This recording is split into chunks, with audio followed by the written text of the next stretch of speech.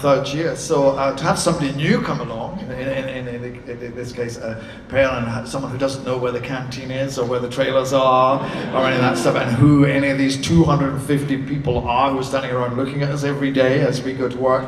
It was quite nice to be able to introduce her to that, and she has arrived and brought a great kind of energy and vigor and talent to the show. The great thing about Bill and Pearl playing Bill is that she comes from the real world.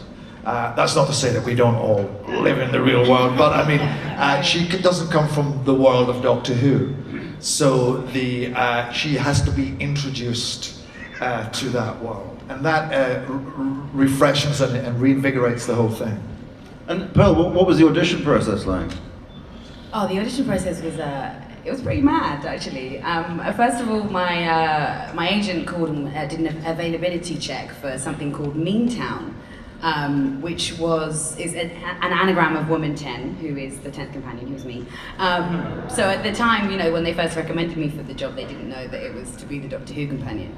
And then my agent calls and is like, oh yeah, actually that thing we put you up for is to be the next companion in Doctor Who. And I'm like, okay, I'm never gonna get that, am I? But yeah, cool, all right, I'll give it a go. And when I got Stephen's scripts through for the audition, I was like, I think I know this girl, actually. I was like, she's cool. I mean, Stephen's incredible. You know, the character that he'd written was amazing. But I was like, I think I get her. She was pretty fully formed when I read the paper. I mean, I don't know if that's just, you know, the way I connected with her as an actress, but yeah. So I went in for the first time to read with Andy Price, assistant Andy Price, the casting director, and it was just us over a table reading to a camera. And the next round, after about a week and a half, and I thought, I didn't get the job. After about a week and a half in TV, if you haven't got a call, you haven't got it. So after a week and a half, I got this phone call saying, oh, you got a recall. It's in the Soho Hotel. You're going to be meeting Brian Minchin, Stephen Moffat, Andy Pryor, and his assistant, and you're going to be reading with Peter Capaldi.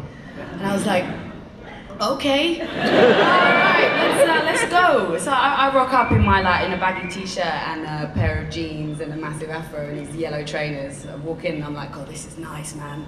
Wow. And met Peter and everyone's so lovely. As soon as I walked in, it was great. You know, Peter was wonderful, and it was so nice to read with you, because I'd only read with myself before.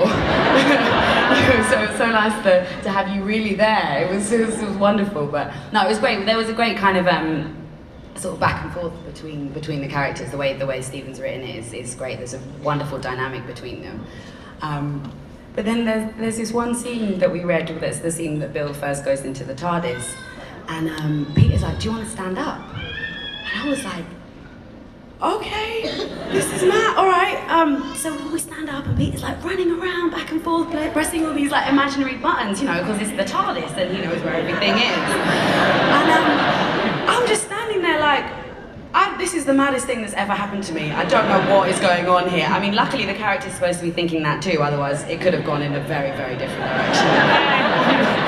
But yeah, I mean, it was cool. It was great.